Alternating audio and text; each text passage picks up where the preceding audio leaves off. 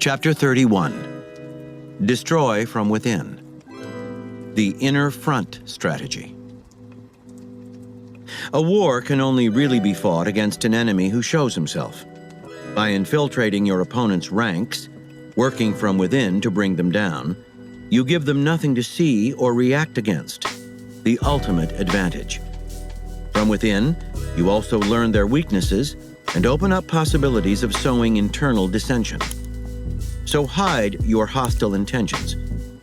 To take something you want, do not fight those who have it, but rather join them. Then either slowly make it your own, or wait for the moment to stage a coup d'etat. No structure can stand for long when it rots from within. The Invisible Enemy. Late in 1933, Adolf Hitler appointed the 46-year-old Rear Admiral Wilhelm Canaris chief of the Abwehr, the secret intelligence and counterespionage service of the German General Staff. Hitler had recently won dictatorial powers as the ruler of Germany, and with an eye on future conquests in Europe, he wanted Canaris to make the Abwehr an agency as efficient as the British Secret Service. Canaris was a slightly odd choice for the position. He came from the aristocracy, was not a member of the Nazi Party, and had not had a particularly outstanding military career. But Hitler saw traits in Canaris that would make him a superior spy master. Cunning in the extreme, a man made for intrigue and deception, he knew how to get results. He would also owe his promotion exclusively to Hitler. In the years to come, Hitler would have reason to feel proud of his choice. Canaris rigorously reorganized the Abwehr and extended its spy networks throughout Europe. Then, in May 1940, he provided exceptional intelligence for the Blitzkrieg invasion of France and the Low Countries early in World War II. And so in the summer of that same year, Hitler gave Canaris his most important task to date: providing intelligence for Operation Sea Lion, a plan to conquer England. After the Blitzkrieg and the evacuation of the Allied army at Dunkirk, the British seemed deeply vulnerable, and knocking them out of the war at this point would ensure Hitler's conquest of Europe.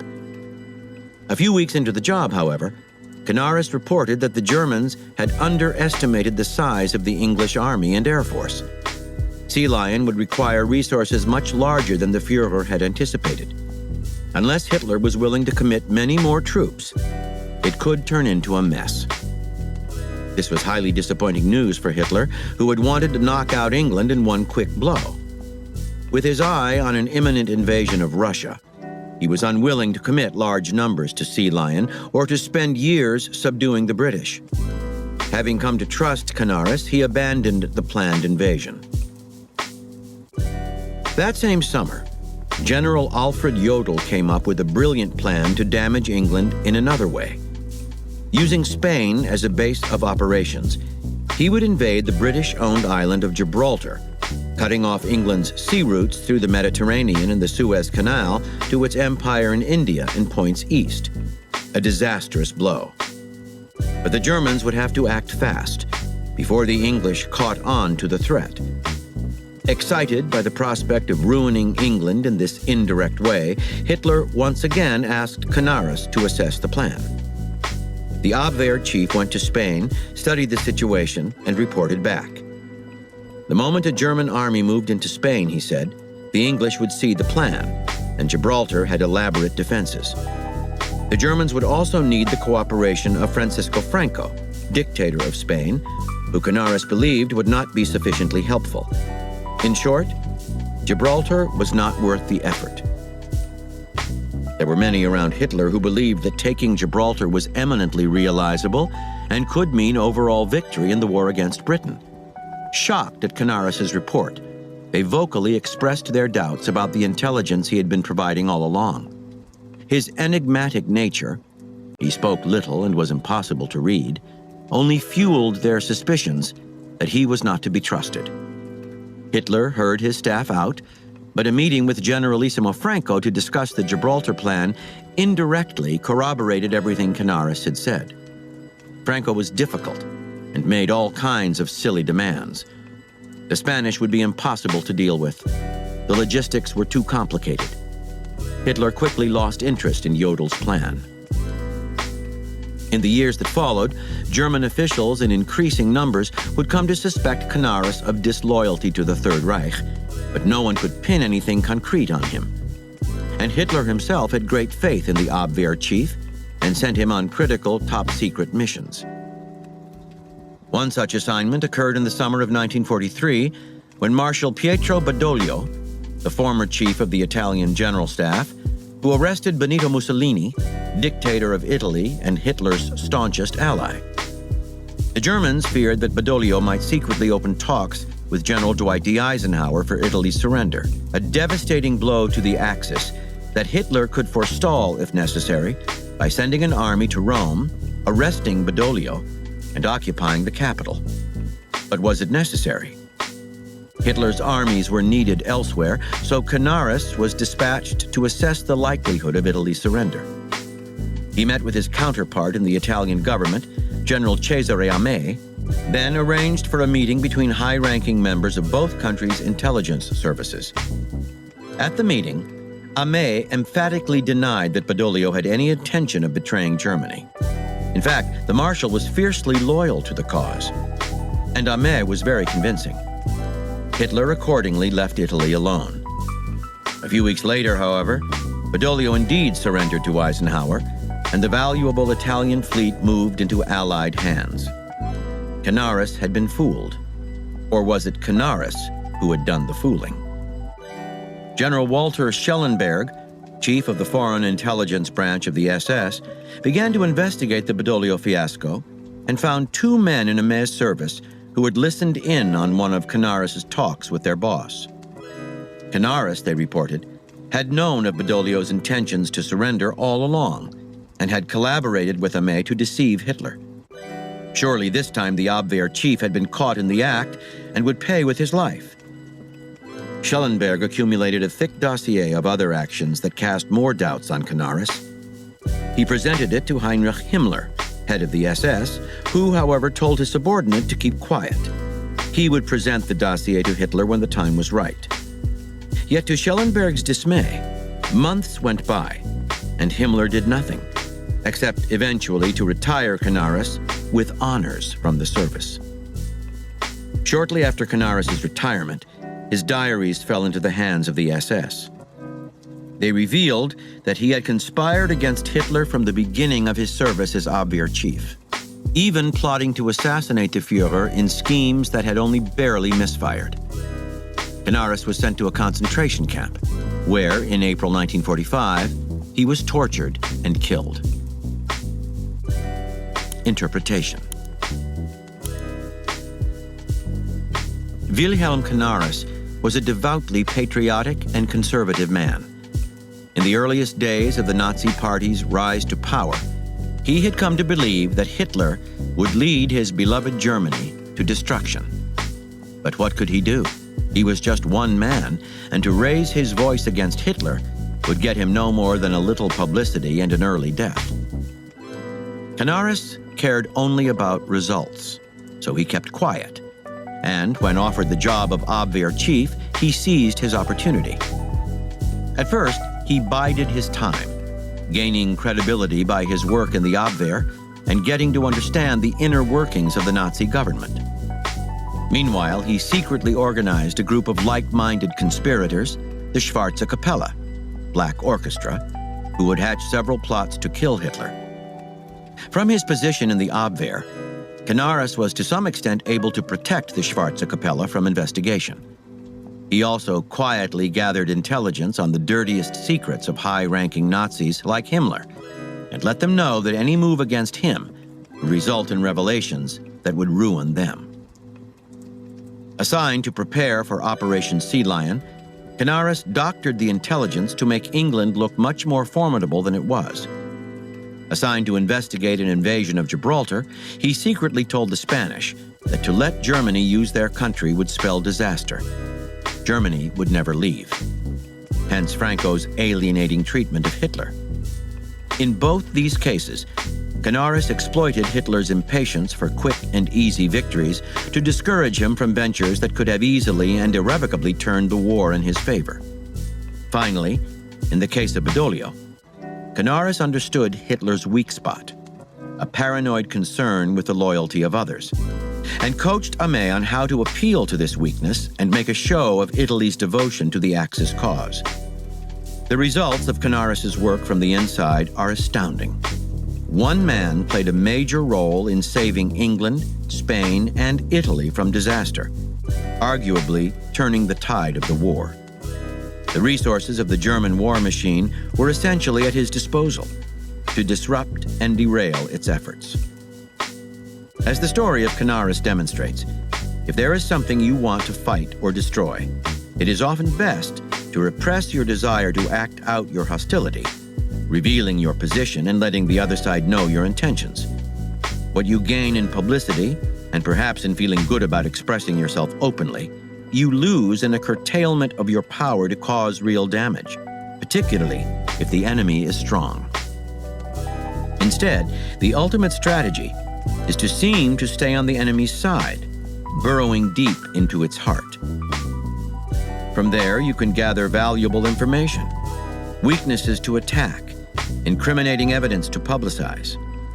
Here, subtle maneuvers, like passing along false information or steering your opponent into a self-destructive policy, can have large effects, much larger than anything you could do from the outside. The enemy's powers become weapons you can use against it, a kind of turncoat armory at your disposal. It is hard for most people to imagine that someone who outwardly plays the part of a loyal supporter or friend can secretly be a foe. This makes your hostile intentions and maneuvers relatively easy to cloak. When you are invisible to the enemy, there is no limit to the destructive powers at your command.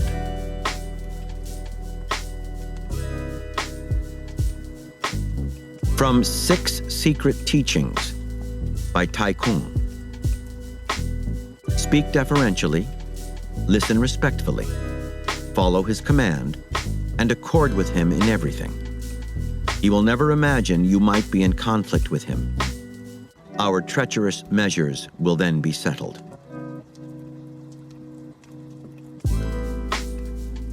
The Friendly Takeover. In the summer of 1929, André Breton, the 33-year-old leader of Paris's avant-garde surrealist movement, saw a private screening of a film called Un Chien Andalou. It was directed by a Spanish member of the group, Luis Buñuel, and its first image showed a man slicing open a woman's eye with a knife. This, Breton exclaimed, was the first surrealist film. Un Chien Andalou generated excitement in part because of the contribution to it of a new artist on the scene, Salvador Dali, a friend and collaborator of Buñuel's. The director spoke highly to Breton of his fellow Spaniard, whose paintings, he said, could certainly be considered surrealist, and whose personality was supremely peculiar. Soon, others too were talking about Dali, discussing what he called his paranoid critical method of painting. He delved deep into his dreams and unconscious and interpreted the images he found there, no matter what their content, in delirious detail. Dali still lived in Spain, but Breton was suddenly seeing his name everywhere he went. Then, in November 1929, the 25-year-old Dali had his first major show in a Paris gallery, and Breton was transfixed by the images. He wrote of the exhibition, "For the first time, the windows of the mind had opened wide." The late 1920s were a difficult period for Breton. The movement he had founded some 5 years earlier was stagnating, its members constantly bickering over ideological points that bored Breton to tears. In truth, surrealism was on the verge of becoming passé. Perhaps Dali could offer the fresh blood it needed. His art, his ideas, and his provocative character might make surrealism something people talked about again. With all this in mind, Breton invited Dali into the movement, and the Spaniard happily accepted. Dali moved to Paris and established himself there. For the next few years, Breton's strategy seemed to be working. Dali's scandalous paintings were the talk of Paris. His exhibitions caused riots. Suddenly, everyone was interested in surrealism again, even younger artists. But by 1933, Breton was beginning to rue his inclusion of Dali. He had begun to get letters from the Spaniard expressing great interest in Hitler as a source of paranoid inspiration. Only the surrealists, Dali felt, were capable of saying pretty things on the subject of Hitler. He even wrote of sexually charged dreams about Hitler. As news of Dali's infatuation with the Führer spread within the movement, it provoked a great deal of argument. Many surrealists had communist sympathies and were disgusted by the Spanish artist's musings. To make matters worse, he included in one enormous painting an image of Lenin in a grotesque pose, exposing oversized buttocks, 9 feet long, propped on a crutch. Many in the surrealist group admired Lenin. Was Dali being deliberately provocative? After Breton told Dali he disliked this rendition of the human buttocks and anus, a delirious profusion of anus images suddenly began to populate the artist's paintings. By early 1934, Breton could stand no more, and he issued a statement, co-signed by several members, proposing Dali's expulsion from the surrealist group. The movement was split down the middle. Dali had both supporters and enemies. Finally, a meeting was called to debate the issue. Dali had a fever and a sore throat. He came to the meeting wearing half a dozen layers of clothing and with a thermometer in his mouth. As Breton paced the room, listing the reasons for his banishment, Dali began to take off and put on his overcoat, jacket, and sweaters, trying to regulate his temperature. It was hard for anyone to pay attention to Breton. Finally, Dali was asked to respond. "I had painted both Lenin and Hitler on the basis of dreams," he said, the thermometer in his mouth making him spit many of his words. "Lenin's anamorphic buttock was not insulting, but the very proof of my fidelity to surrealism." He continued to put on and take off clothing. "All taboos are forbidden, or else a list has to be made of those to be observed. And let Breton formally state that the kingdom of surrealist poetry is nothing but a little domain used for the house arrest of those convicted felons placed under surveillance by the Vice Squad or the Communist Party." The members of the circle were perplexed, to say the least. Dali had turned their meeting into a kind of surrealist performance, both making fun of the creative freedom they advocated and claiming it for himself. He had also made them laugh. A vote to exclude him would only confirm the accusations he had leveled at them. For the time being, they decided to leave him alone, but in the meeting's aftermath, it was clear that the surrealist movement was now more divided than ever. At the end of that year, Dali disappeared to New York. Word came back to Paris that he had completely conquered the art world in America, making surrealism the hottest movement around. In the years to come, he would actually emigrate to the United States, and his face would grace the cover of Time magazine. From New York, his fame spread far, wide, and around the world. Meanwhile, the surrealists themselves faded quietly from public view, marginalized by other art movements. In 1939, Breton, disgusted by his lack of control over Dali, finally expelled the Spanish artist from the group, but by then it hardly mattered.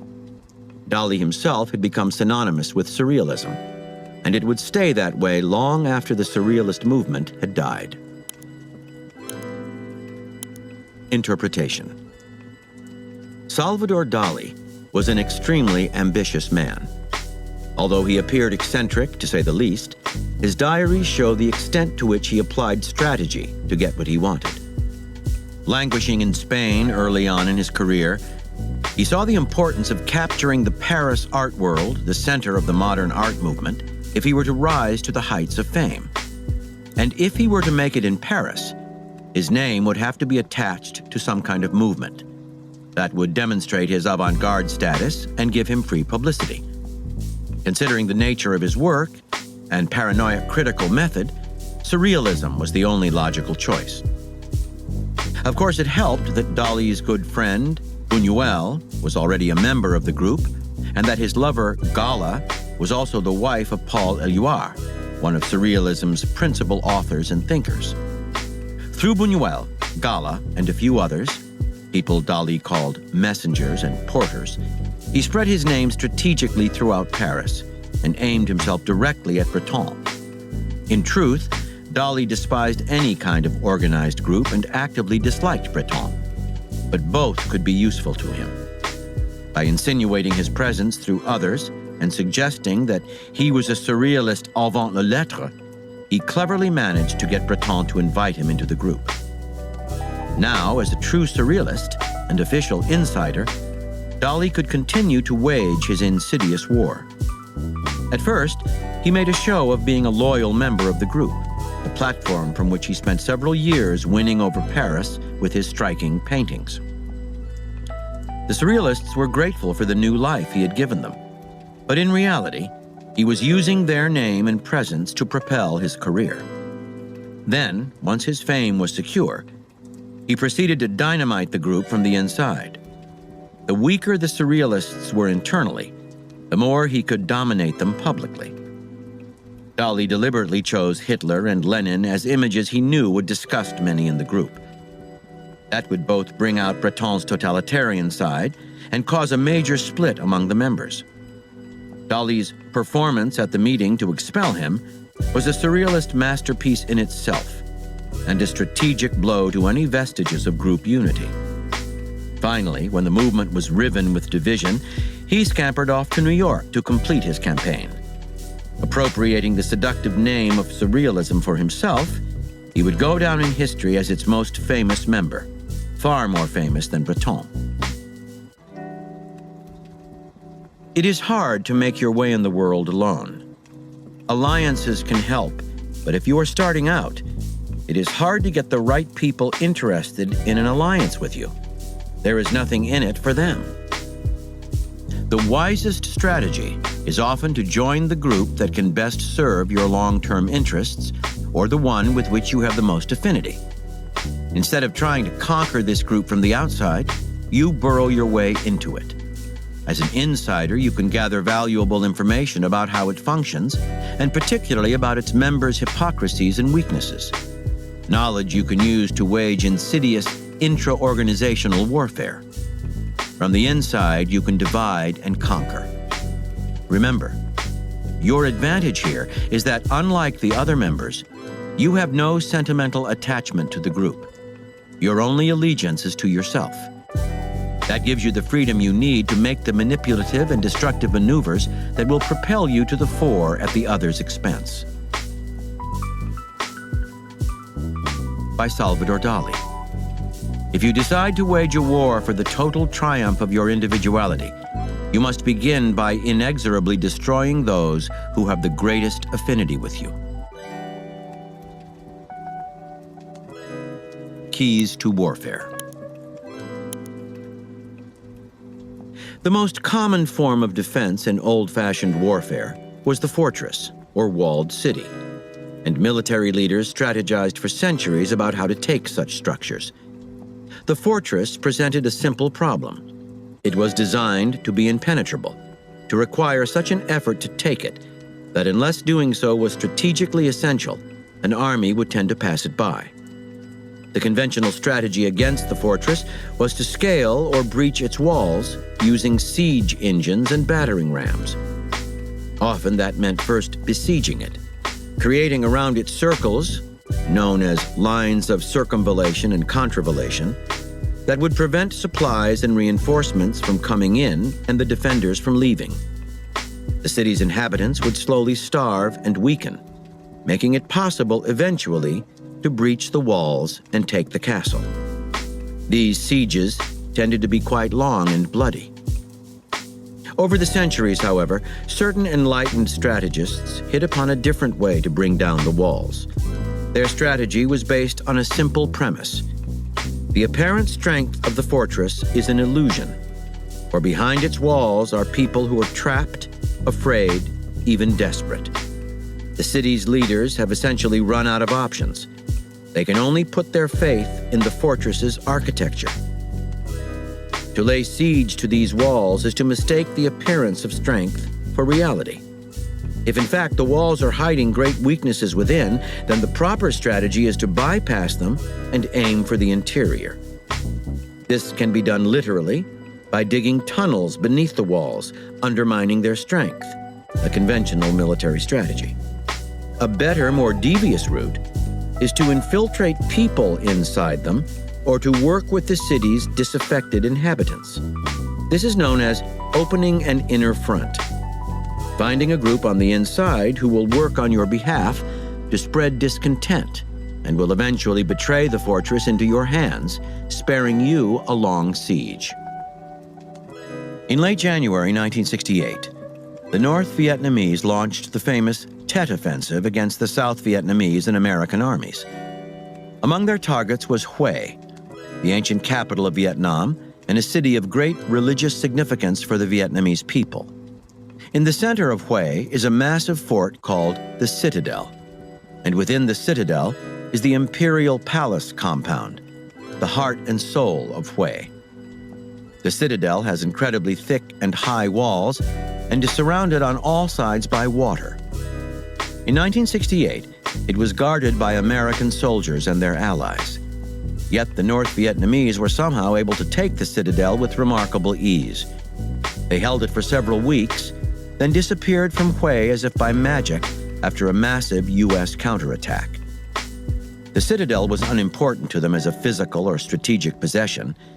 What they were after was the symbolism of being able to take it, showing the world that American invincibility was a myth. The capture of the Citadel was a remarkable feat, and this is how it was done. Months before Tet, the North Vietnamese began to infiltrate men into the city and to organize those of their sympathizers who already lived in Hue and worked inside the Citadel. They got hold of detailed plans of the fortress, which allowed them to dig elaborate tunnels under its walls. They were also able to leave stockpiles of weapons at key points. During the Tet holiday, they infiltrated even more of their men into the city dressed as peasants. Confederates inside the fortress helped them to overrun some of the guard posts and open the gates. Melting into the local population, they made it impossible for the Citadel's defenders to distinguish friend from foe. Finally, having reconnoitered the location of the concentrated command structure inside the Citadel, the North Vietnamese were able to take it out right away, leaving the defenders unable to communicate with one another. This created mass confusion, and in the process, the defense of the Citadel collapsed. The North Vietnamese called this strategy the blooming lotus. It has deep roots in Asian military thinking, and its applications go far beyond war. Instead of focusing on the enemy's formidable front, on capturing key points in the periphery of its defenses and finding a way through them, the traditional Western approach, the lotus strategy aims first and foremost at the center, the soft and vulnerable parts within. The goal is to funnel soldiers and Confederates into this central area by whatever means possible, and to attack it first in order to spread confusion. Rather than trying to penetrate defenses, it infiltrates them. This includes the minds of the enemy soldiers and officers, strategizing to get under their skin, to unbalance their reasoning powers, to soften them up from within. As with the lotus flower, everything unfolds from the center of the target. The basic principle here is that it is easiest to topple a structure, a wall, a group, a defensive mind, from the inside out. When something begins to rot or fall apart from within, it collapses of its own weight. A far better way to bring it down than ramming yourself against its walls. In attacking any group, the lotus strategist thinks first of opening an inner front. Confederates on the inside will provide valuable intelligence on the enemy's vulnerabilities. They will silently and subtly sabotage him. They will spread internal dissension and division. The strategy can weaken the enemy to the point where you can finish him off with a penetrating blow. It can also bring down the enemy in and of itself. A variation on the lotus strategy is to befriend your enemies, worming your way into their hearts and minds. As your target's friend, You will naturally learn their needs and insecurities, the soft interior they try so hard to hide. Their guard will come down with a friend. And even later on, when you play out your treacherous intentions, the lingering resonance of your friendship will still confuse them, letting you keep on manipulating them by toying with their emotions or pushing them into overreactions.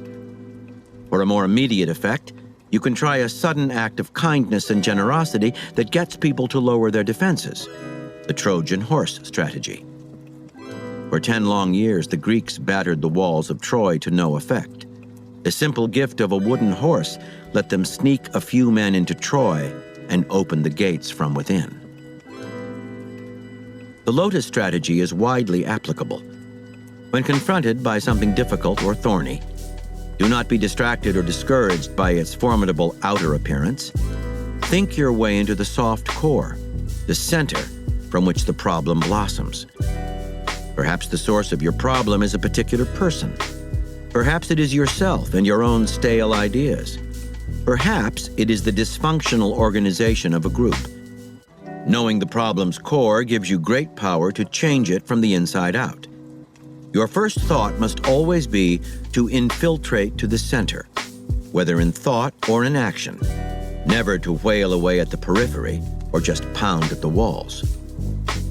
If there is someone on the inside whom you need to get rid of or thwart, the natural tendency is to consider conspiring with others in your group who feel the same way. In most conspiracies, the goal is some large-scale action to topple the leader and seize power. The stakes are high, which is why conspiracies are so often difficult and dangerous. The main weakness in any conspiracy is usually human nature. The higher the number of people who are in on the plot, the higher the odds that someone will reveal it, whether deliberately or accidentally. As Benjamin Franklin said, 3 may keep a secret if 2 of them are dead. No matter how confident you may be of your fellow conspirators, you cannot know for certain what is going on in their minds, the doubts they may be having, the people they may be talking to. There are a few precautions you can take. Keep the number of conspirators as small as possible. Involve them in the details of the plot only as necessary. The less they know, the less they have to blab. Revealing the schedule of your plan as late as possible before you all act will give them no time to back out. Then, once the plan is described, stick to it. Nothing sows more doubts in conspirators' minds than last-minute changes. Even given all this assurance, keep in mind that most conspiracies fail, and in their failure, create all kinds of unintended consequences.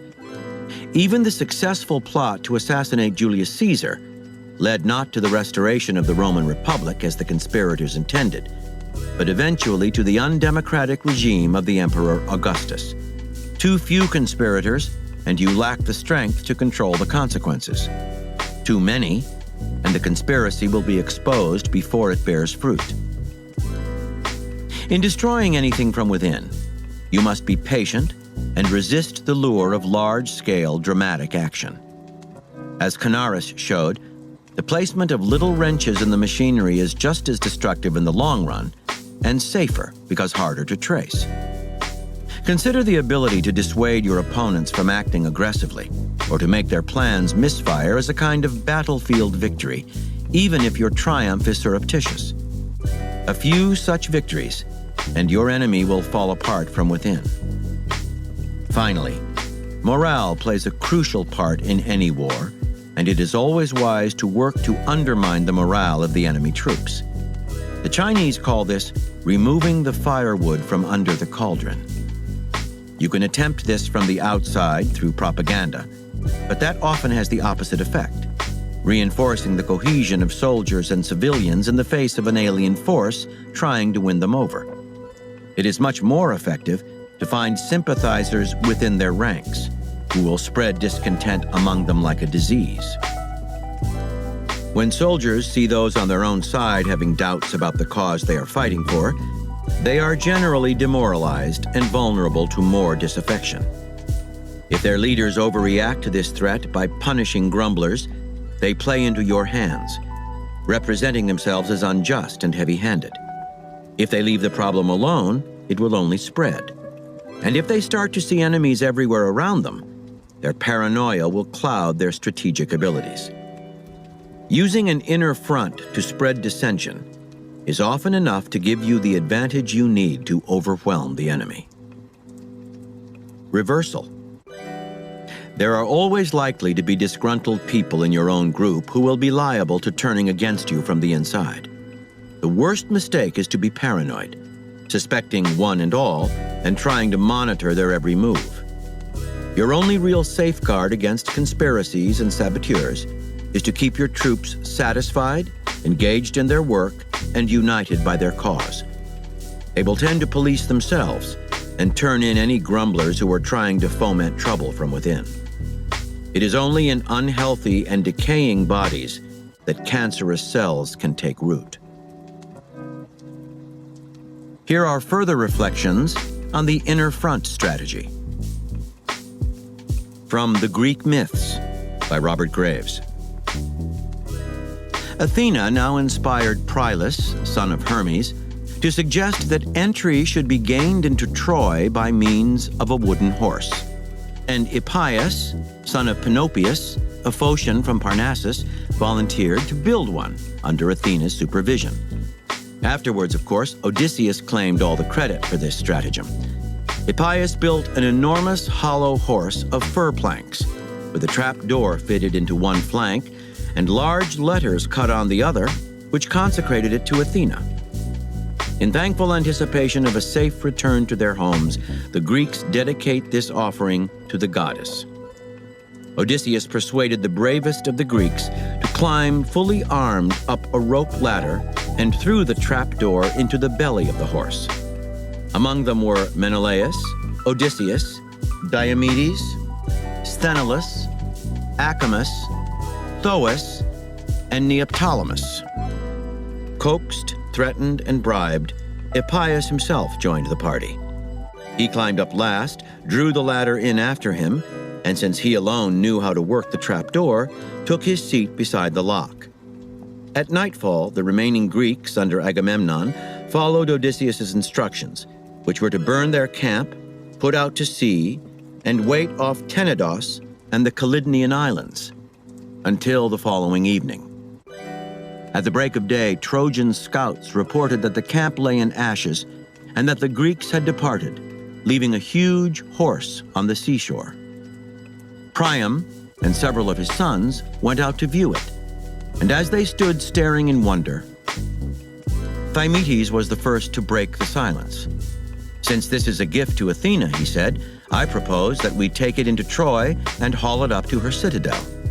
"No, no," cried Capys. "Athena favored the Greeks too long. We must either burn it at once or break it open to see what the belly contains." But Priam declared, "Thymoetes is right. We will fetch it in on rollers. Let nobody desecrate Athena's property." The horse proved too broad to be squeezed through the gates. Even when the wall had been breached, it stuck 4 times. With enormous efforts, the Trojans then hauled it up to the citadel, but at least took the precaution of repairing the breach behind them. At midnight, Odysseus ordered Hippias to unlock the trapdoor. Now the Greeks poured silently through the moonlit streets, broke into the unguarded houses, and cut the throats of the Trojans as they slept. From The Templars and the Assassins by James Wasserman. Throughout his revolutionary and missionary travels, Hassan, leader of the Nizari Ismailis, was searching for an impregnable fortress from which to conduct his resistance to the Seljuk Empire. In about 1088, he finally chose the castle of Alamut, built on a narrow ridge on a high rock in the heart of the Elburz Mountains, in a region known as the Rudbar. The castle dominated an enclosed, cultivated valley 30 miles long and 3 miles across at its widest, approximately 6,000 feet above sea level. Several villages dotted the valley, and their inhabitants were particularly receptive to the ascetic piety of Hassan. The castle was accessible only with the greatest difficulty through a narrow gorge of the Alamut River. Hassan employed a careful strategy to take over the castle, which had been granted to its current Shiite owner named Mahdi by the Seljuk Sultan Malik Shah. First, Hassan sent his trusted Dai, Hussein Kaini, and 2 others to win converts in the neighboring villages. Next, many of the residents and soldiers of Alamut were secretly converted to Ismailism. Finally, in September 1090, Hassan himself was secretly smuggled into the castle. When Mahdi realized that Hassan had in fact quietly taken over his fortress, he left peacefully. From Human, All Too Human, by Friedrich Nietzsche. To attack or to intervene. We often make the mistake of actively opposing a tendency or party or age because we happen to have seen only its external side, its deliquescence, or the faults of its virtues necessarily adhering to it. Perhaps because we ourselves have participated in them to a marked degree. Then we turn our back on them and go off in an opposite direction. But it would be better if we sought out their good and strong side instead, or evolved and developed it in ourselves. It requires, to be sure, a more penetrating eye and a more favorable inclination to advance what is imperfect and evolving than to see through it in its imperfection and deny it. And lastly, by Niccolò Machiavelli. A prince need trouble little about conspiracies when the people are well disposed. But when they are hostile and hold him in hatred, then he must fear everything and everybody.